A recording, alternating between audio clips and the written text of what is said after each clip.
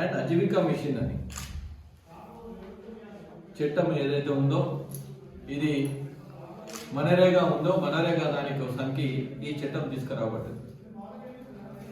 బీద వాళ్ళు ఎవరైతే ఉన్నారో, రైతులు ఎవరైతే ఉన్నారో, రైతులకు ఈ పనికాహార పథకంతో రైతాంగానికి పని వాళ్ళు రావడం లేదు, చాలా ఇబ్బంది పడుతున్నారు. ఏ విధంగా చేయాలనే ఉద్దేశంతోనే ఇది అడిగితే భారతీయ జనతా పార్టీ ఒక ఆలోచనతో రైతులు ఇబ్బంది ఉండకుండా 60 రోజుల్లో హాలిడే ఇవ్వడం జరిగింది. గతంలో 100 రోజుల పనికి ఉండే ఈ 100 రోజుల పనిని 125 రోజులు పెంచిన ఘనత భారతీయ జనతా పార్టీ జి రామ్జీ ద్వారా. అదేవిధంగా గ్రామాల్లో మధ్యతరగతి కుటుంబాలు చాలా ఉంటాయి, ఆర్థిక ఇబ్బందులు ఉంటాయి. ఈ ఆర్థిక ఇబ్బందులు పని కావాలంటే వలస వెళ్లాల్సిన అవసరం ఉంది. అది వెళ్లకుండా ఉండాలి, ఈ చట్టం తీసుకురావాలని జీవనోపాధి ఏదైతే ఉందో జీవనోపాధికి అభివృద్ధి తోడు ఉండాలనే రెండు కలిపి ఈ కూలి పని పరిమితం కాకుండా ఏదైతే ఉందో వాటర్ ఫెసిలిటీ అయినా, రోడ్లు, గ్రామానికి రోడ్లు ఏదైతే ఉందో రోడ్ల కోసానికైనా ఈ సదుపాయాలు, వ్యవసాయం కోసానికైనా, అదే విధంగా గ్రామ అభివృద్ధి ఏ విధంగా చేయాలనే ఉద్దేశంతో ఈ చట్టం తీసుకొచ్చిన తర్వాత సంవత్సరానికి 80,000 కోట్లు నరేగా నుంచి వస్తుంటే దీన్ని జి రామ్జీ ద్వారా 97,000 కోట్లు చేసిన ఘనత నరేంద్ర మోడీ గారి. 17,000 కోట్లు పెంచారు. అదేవిధంగా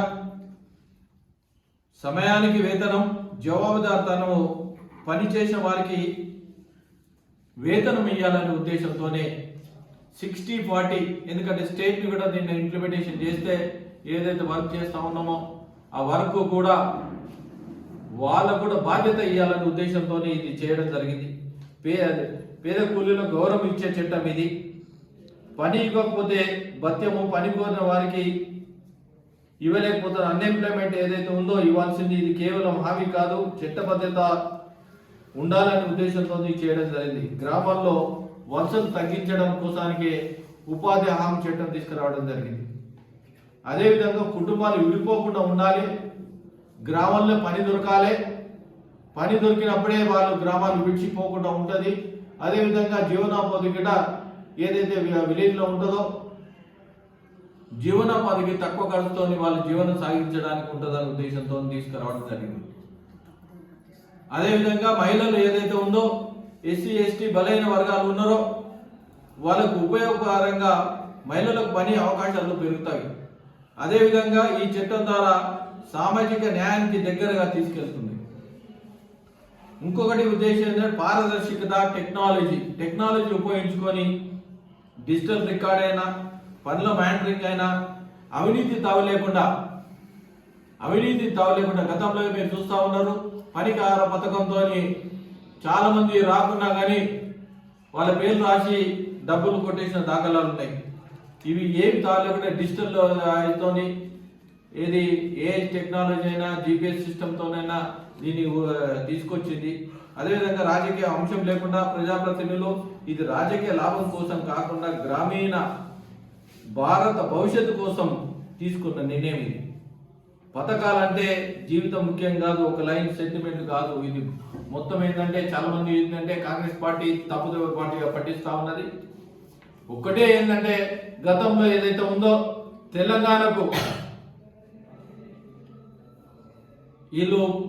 తెలంగాణకు ఏదైతే వికసిత్ భారత్ గ్యారంటీ ఫర్ రోజ్గార్ అంటే జి రామ్జీ ఉంది కదా, తెలంగాణకు 33 కోట్లు అదనంగా వస్తూ ఉన్నాయి.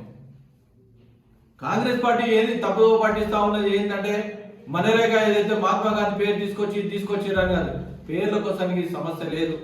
పేరు గురించి కాకుండా దీని ఏదైతే వికసిత్ భారత్ ఏదైతే ఉందో Viksit Bharat guarantee for Rozgar Ajeevika mission అనే దాంతో తీసుకురావడం జరిగింది. షార్ట్ ఫామ్ చేస్తే ఆ పేరు వస్తుంది. ఇది రోజ్గార్ కోసానికి, ప్రతి ఒక్కరికి భవిష్యత్తు కోసానికి, అదేవిధంగా రైతులకు ఇబ్బంది కాకుండా ఉండాలి.